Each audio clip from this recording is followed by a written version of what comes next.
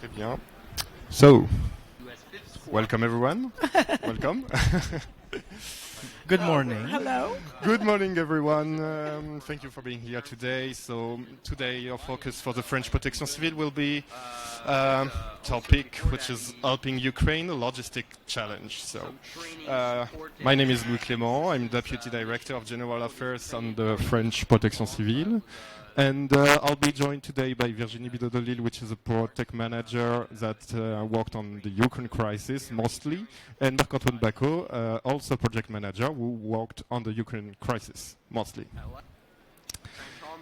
So first let's focus on what is the Protection Civile, the French Protection Civile, because it's quite a unique model in Europe. So basically we are a non-profit organization which is composed by volunteers only.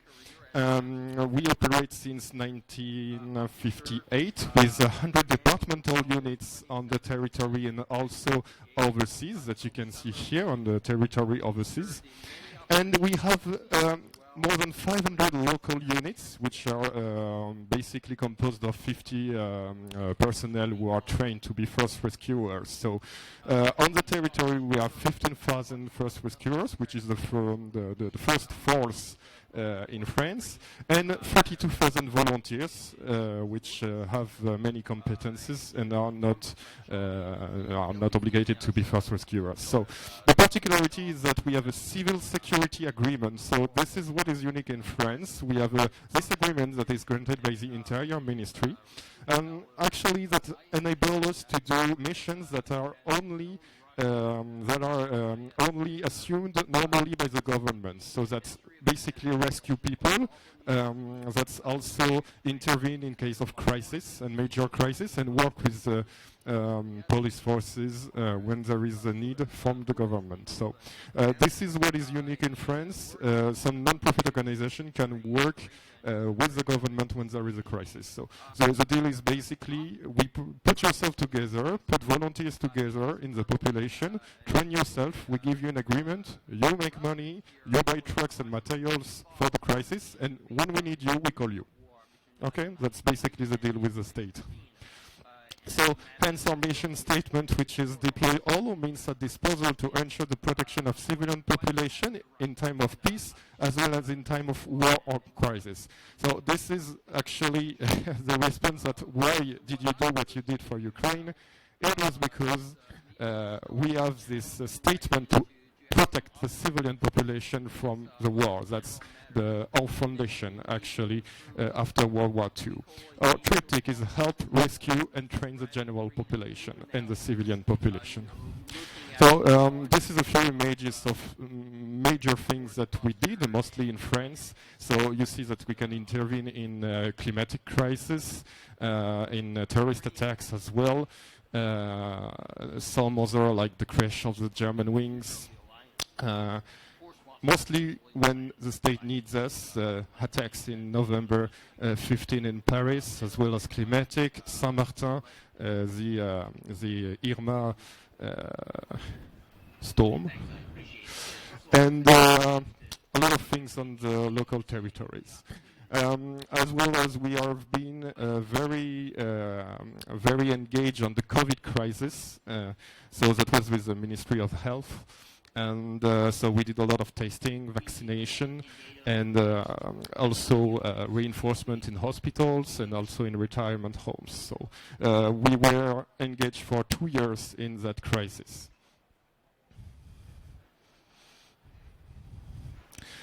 So now that you know us a bit well, let's talk about the Ukraine crisis. So yes, we did a humanitarian operation, special operation for Ukraine that was one of our biggest operations and actually the first international operation that we do because we operate mainly in France because we have the authorization in France. So we're going to just talk a bit about the context, what we initiated, and after we're going to make a focus on the teams that we sent in Poland at the city town of Lublin. So Marc-Antoine and Virginie were in Lublin, so they're going to talk about their experience in Lublin and how did we open our bridgeheads in Poland. So this is a basic timeline of what happened. So February 24, it's the invasion of Ukraine Ukraine, of course. February 28, we opened our crisis cells, so from our own initiative, not the state initiative. So what's important is on February 28, we are contacted by the Association des maires de France, which is the association which regroups most of the mayors of the cities in France. So there are roughly 35,000 cities in France. So what happened is the general population went to the city halls with goods to donate for the Ukrainian people. And the city halls did not have any means of transportation, did not have logistic capacities, and wanted to send all those goods that were donated by the general population to Ukraine. But they did not have the means. So what they said, we said to them, you know, we have 500 local units which have personnel, which have trucks, and so they can do the logistic for you. Okay, so we can regroup everything that has been donated and we can send them to Ukraine. So our first goal, so there was the beginning of the collect, official beginning of the collect with our partnership. And the objective was in 7 days make a first departure of a humanitarian convoy, okay, composed of 15 trucks. Okay, so that was our state of mind at the beginning was we're going to do a nice operation with 1, 2, or 3 convoy. In 2 weeks it will be over. That was our point of view at the time. That's the importance of our territorial network. So we had roughly 5,000 points of collection in France, so in city halls and mostly in rural towns and cities. Which did not have any means to transport the goods. The first level was the local units. So all local units collect in the city halls, which they know very well. They have a little storage capacity. So we have a second level of logistic bases, which are regional. They receive the goods, they store them, and then they send them to the third level of our logistic bases, which are national bases. They receive, they triage, they pack, so, and then we can send them from those national bases directly to Eastern Europe. Okay, so you see the 2 national bases were here near Paris and here near Strasbourg, and so the convoy departed from there. So that's how we organized our logistical flux. So in 7 days we did this, and we were very amused to say that we created the FedEx in like 5 days. Okay, so and that was thanks to our territorial network on here. I think we were interested so your there was an exceptional volume of donations. So March 15 we end the collect because we feel like I share most a lot of your comments. a lot of goods. I would go. Is there maybe a deeper mic? and more precise? But important as we are, Yes, we are live. So let's resume. So March 15 we're in the collect, and so we have actually 14,000 pallets stored on the territory. So that's an exceptional volume of donations. And to have an idea of how big it is, like a semi-truck that you see on the roads every day holds like 40 pallets, 30 to 40 pallets. So that was a very high number of pallets. So this is a strategy that we took to develop routes across Eastern Europe. So we had a few objectives for giving the goods of the French population is deliver as close as possible to the border, deliver the right goods to the right people, so for what they need actually on the terrain, help in conflict areas which were very touched by the war, multiply the routes and delivery points to be as efficient as possible, and diversify the means of transportation because some of these means can be delayed, like we waited for a train for 15 days last month, so that mitigates the risk. So what was very important is to establish bridgeheads across Eastern Europe in all of the cities. So sending competent teams who can establish field contacts, which is very important, knowledge of the language, knowledge of culture with negotiation skills, and also resourceful because you are in Eastern Europe near in a degraded situation. So we send a few teams across Eastern Europe. So like Virginie and Marc-Antoine. So maybe Virginie, you can talk to us about this. Do you hear me? Yes. Okay. So as soon as the war began, we decided to send people very urgently, maybe 2 or 3 days after the war began.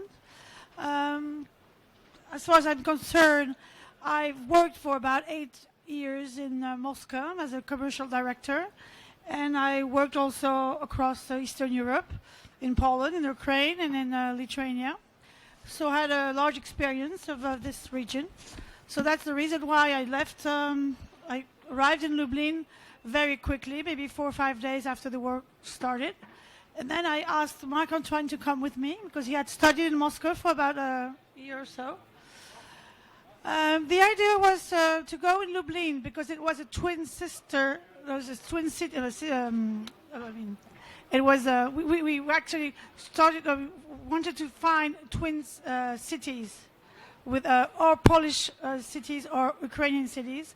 As far as in France, we have a lot of twin cities in this part of the world, and we found Lublin, and we realized that Ukrainian help with an organization called Help Ukraine was very active from Lublin, and that's how we started to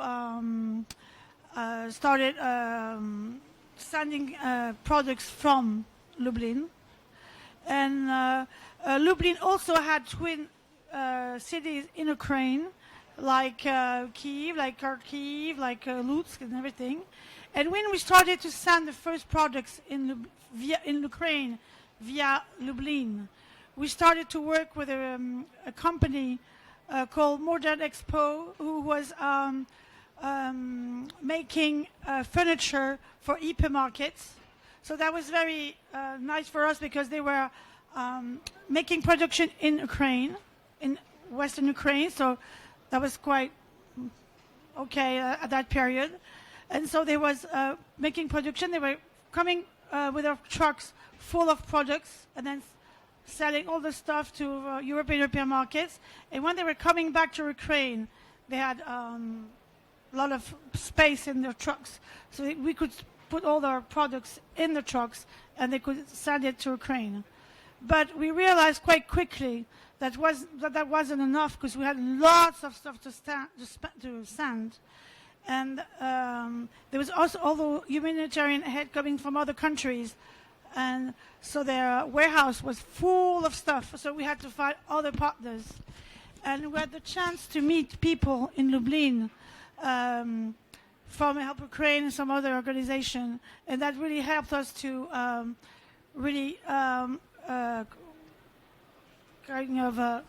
make new contacts and really accelerate the... Okay, so I will talk to you about more operational matters. Basically, you have to understand that Protection Civile personnel didn't go in Ukraine. We could not send them in Ukraine for many different reasons that I will tell you. So basically, very quickly, we had to find solution to do France, Poland or Romania or other countries around Ukraine and find partners, trustful partners, to go through in Ukraine, okay? So first part is France to Poland, because I was in Poland, so I will talk to you about Poland.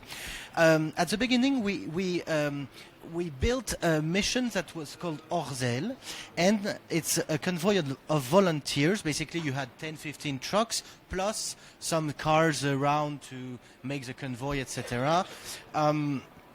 This was very a good format to start, because when they arrived, I had like a wide range of possibilities in case of problems. They can wait, they can change of destination at last moment, they can help to unload, they can do what I want them to do, basically. And at the beginning of the war, you have to understand that around the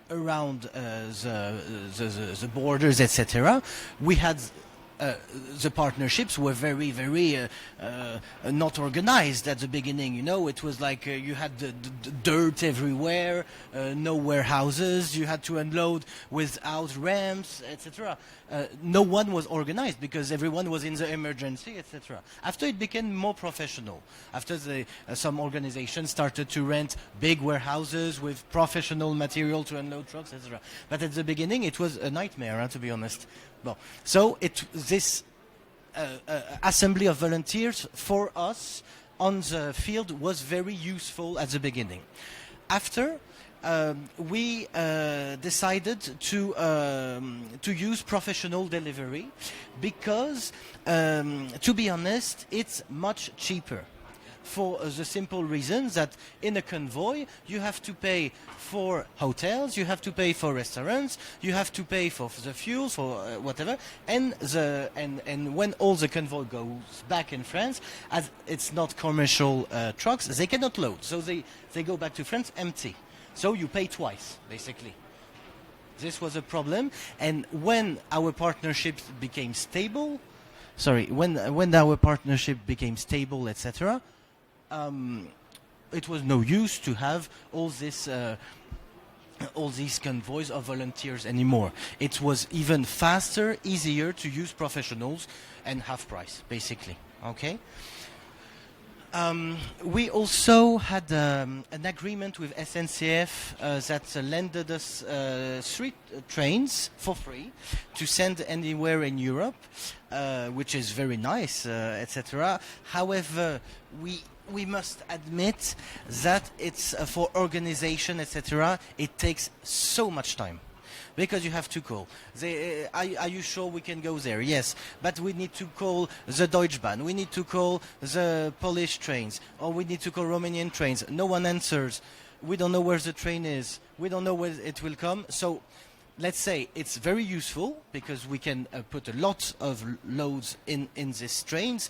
But if it's an emergency, let's use trucks. It's much more safer and quicker.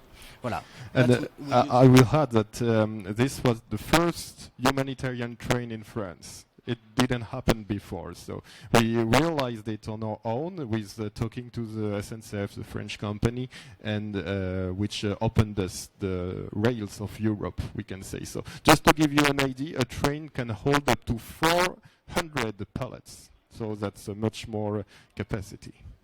I can also say that the first week of the war, we sent products, we loaded products from Lublin to Kiev on an Ukrainian train, but on just passenger train. And so this, we tried. This will be another story for. Okay, next one. So basically, why couldn't we send Protection Civile personnel in Ukraine?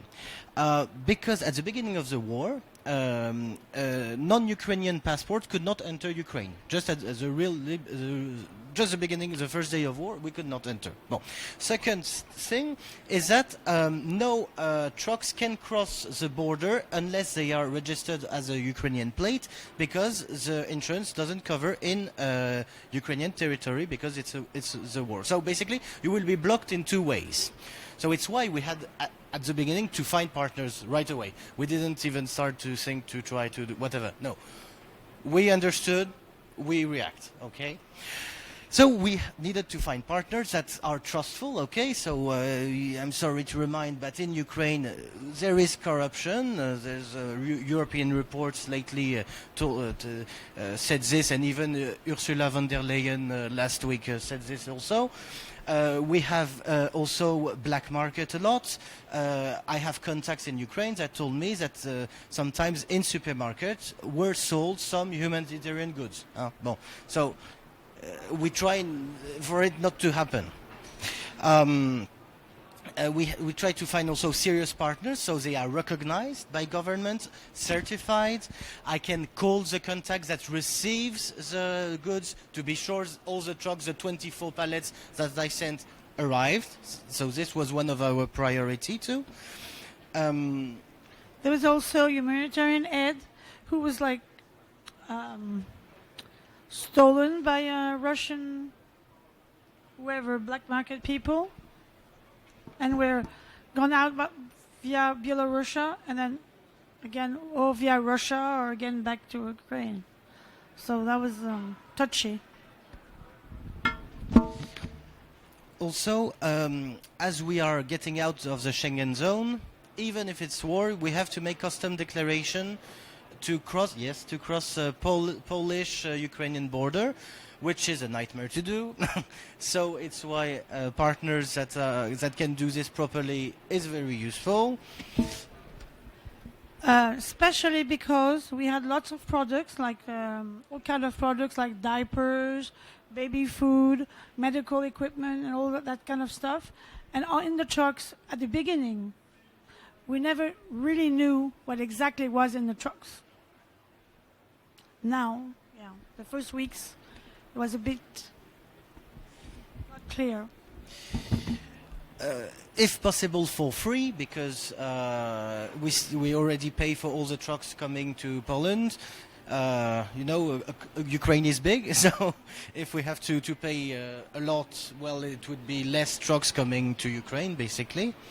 And have ability to receive 33-ton trucks, yes. All warehouses are not fit to receive big trucks like this, so it's important for partners to be fit to do this and can report the real needs of population. For instance, I have an example. Once I was in a warehouse and someone asked me, yes, do you have dog food or something like this? For me, I didn't really understand why is the priority of dog food or whatever, but they told me, attends, the problem is when the dogs are left alone by themselves, they start to eat cadavers. And when they start to eat human flesh, they attack humans. So dog food became a priority. Voilà. And we have also to understand that if we take a Ukrainian map, on the eastern part, you have all the front and the war, etc. So the needs are completely different. I would send more medical, I would send more tactical food, like dehydrated food or things like this. Very like one use, one shot, and quick use food, or hygiene, for instance. I will not send a lot of shampoos, but I will send some baby. How do you say it?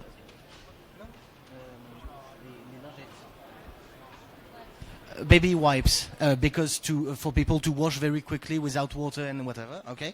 And the other part of Ukraine, the western part of Ukraine, is full of refugees. You have all the refugees from the east, and the southeast even, that came through Ukraine but didn't cross Ukraine border. So you have some cities that population increased by 4 times. And they were not used to this, so we sent more blankets, we sent more beds, we sent more hygiene for etc. Voilà. So this is important to have an eye on field, and voilà.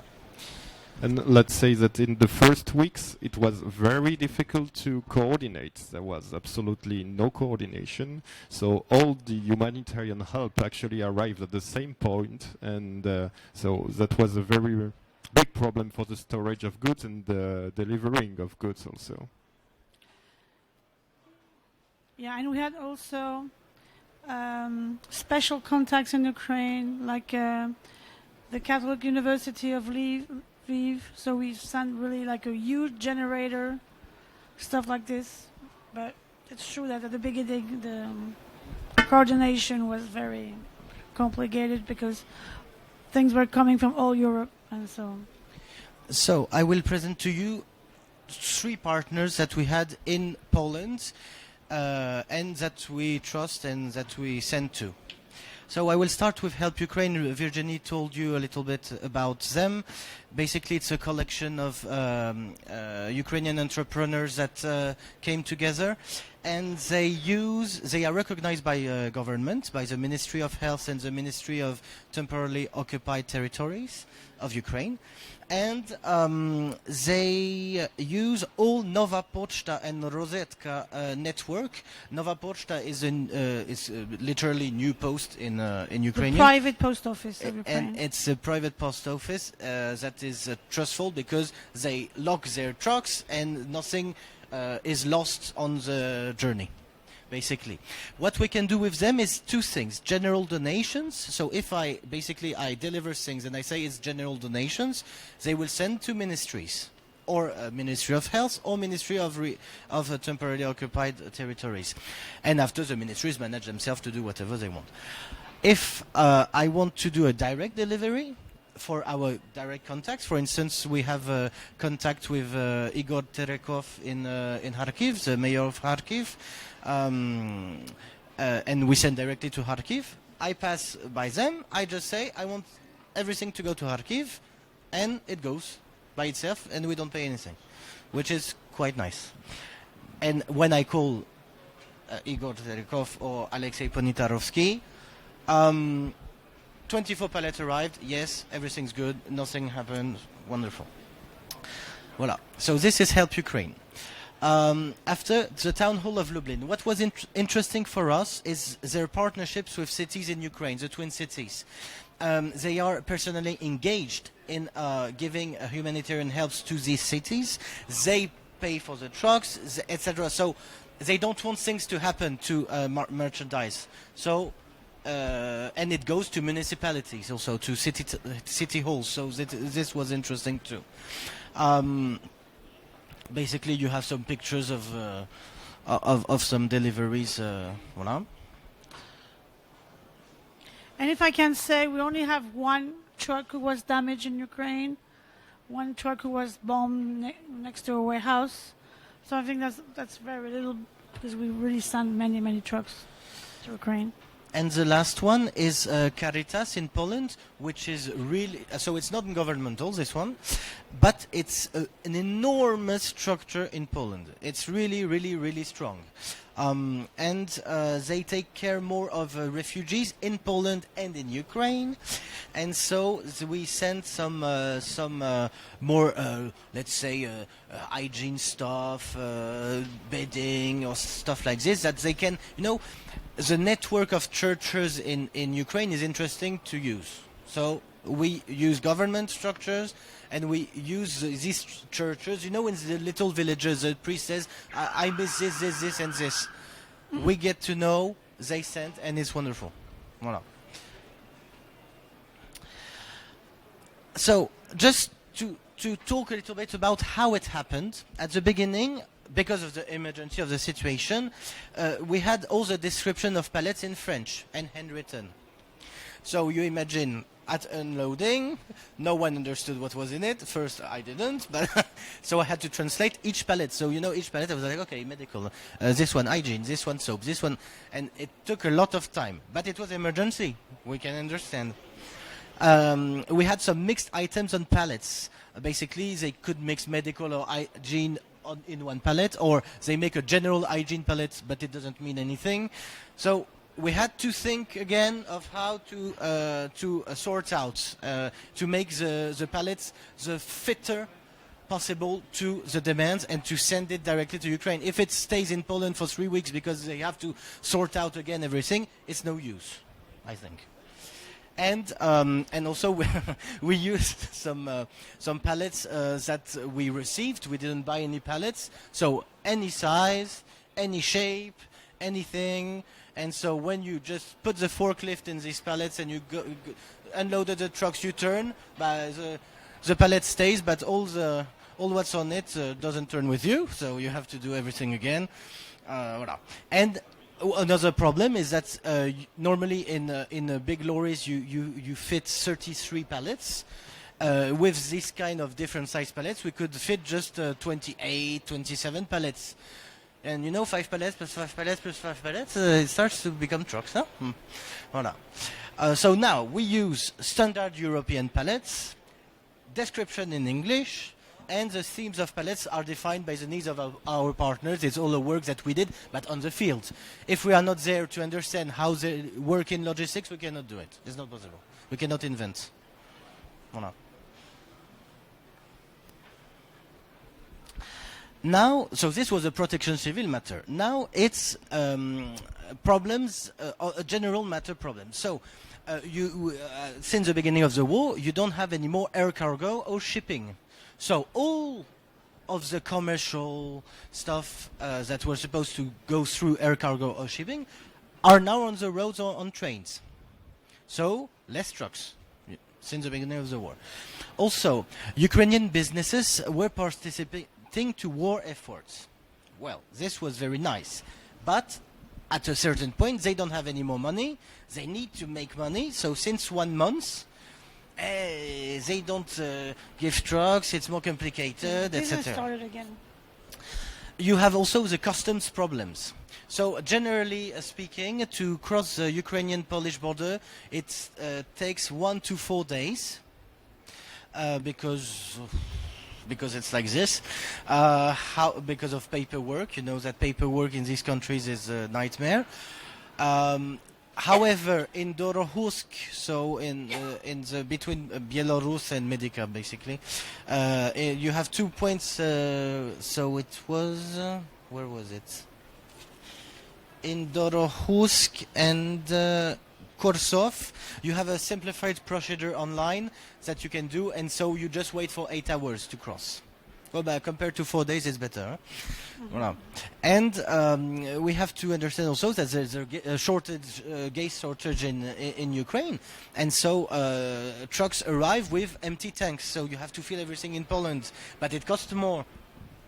All of this put together doesn't help us. I will add 2 things about the war matter. We have also the railway destructions, longer itinerary.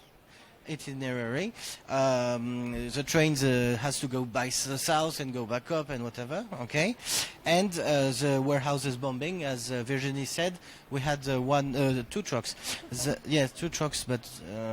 That were bombed in Kharkiv, in the warehouse. It was a humanitarian warehouse, and they got bombed, unfortunately, and someone died. So these are examples of towns that we delivered. It was 2 months ago, so we have more towns now. But you can see that we delivered a little bit everywhere in Ukraine. You have to understand, of course, that when we deliver a city, it doesn't stay in the city. It can go also in the region, of course. Yes, so this map is quite impressive. So we were able to deliver humanitarian goods anywhere in the country without even stepping on it. That's because of what we exposed to use. That's a strong partnership on the terrain with bridgehead teams that are sending away, projected on the terrain and on the ground, and also because we had different bridgeheads across Europe. So obviously you cannot go on the south from Lublin in Poland. You need to go here in Romania. This is the most important. So this is how we arrived at this result. And so I'll just show you some of our achievements. And typically this action helped us on the first week to send a 60 kilowatts generator, so so that you can realize it can power an average building, and it did go to the University of Lviv, which is in the east of Ukraine, and it was for... They were supposed to open a small orphanage. Yeah, and an emergency orphanage was... yes, Lviv is in the west, not east. Yes, it was used for an orphanage in the University of Lviv. So this is our achievement nowadays, like a few weeks. So 5,000 cities where we collected, 2,000 volunteers per day in March 2022, 14,000 pallets of goods collected that we are still sending. We remain like 3,000 or 4,000 now. And that represent today 250 trucks that were sent from France to Poland, Romania, Slovakia.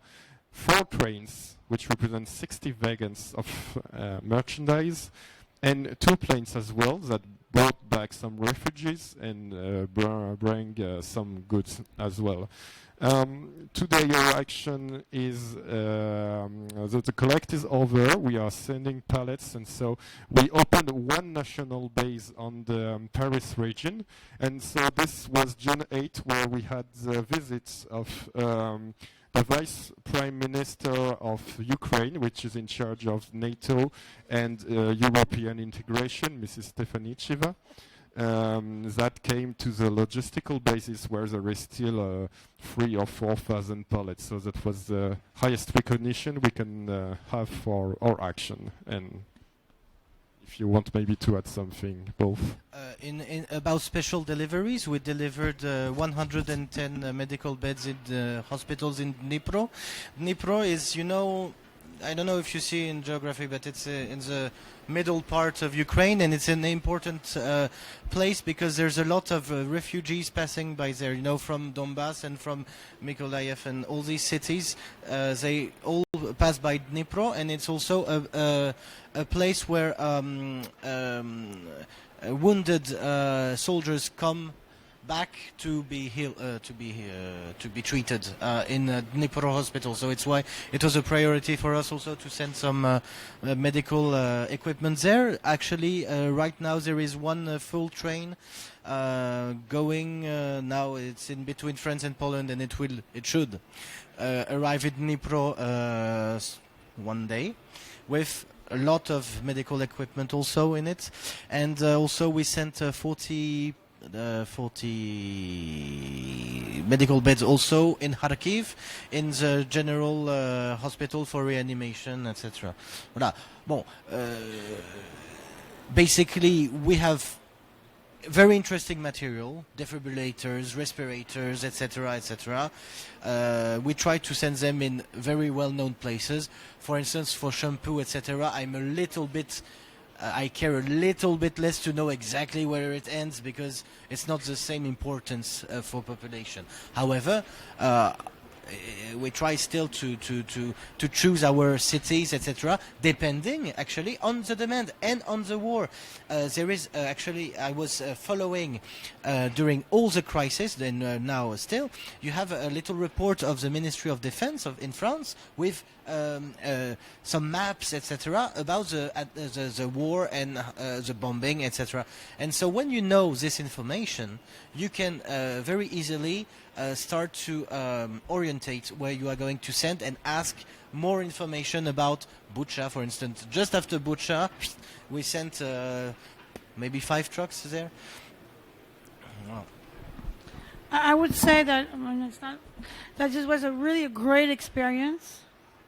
I personally had to come back quite early. That's why Marc-Antoine stayed there, because after this experience, I had to take care of a refugee camp here in Paris, in the Bourget. The Bourget is next to the Villepinte, with about 2,000 refugees here in Paris. So that was also a great experience for the Protection Civile. Yes, so thank you everyone. Maybe you have some question. If that's the case, you can ask us. However, thank you very much for your listening, and we remain available if you have any question afterwards. Thank you.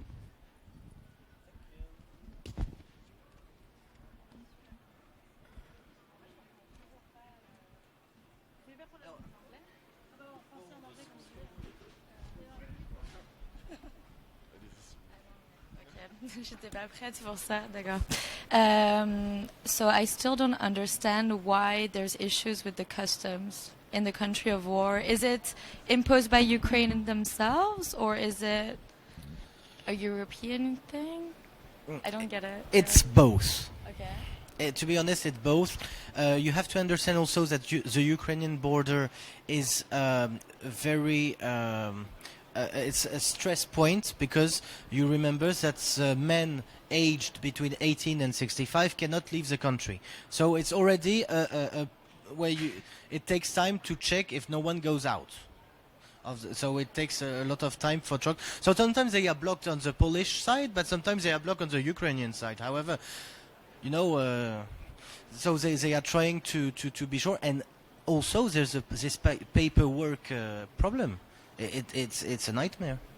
If the pallet is not the right one, it's not the they have to unload the truck. They are not happy. No, it's situation of war that they would still, you know, keep these sort of bureaucratic tendencies. I don't, yeah.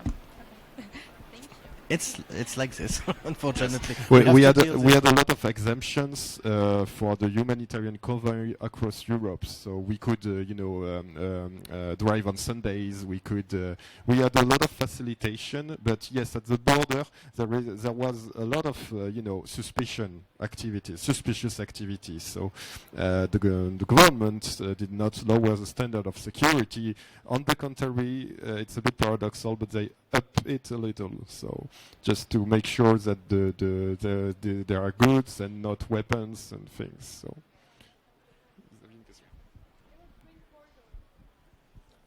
Okay.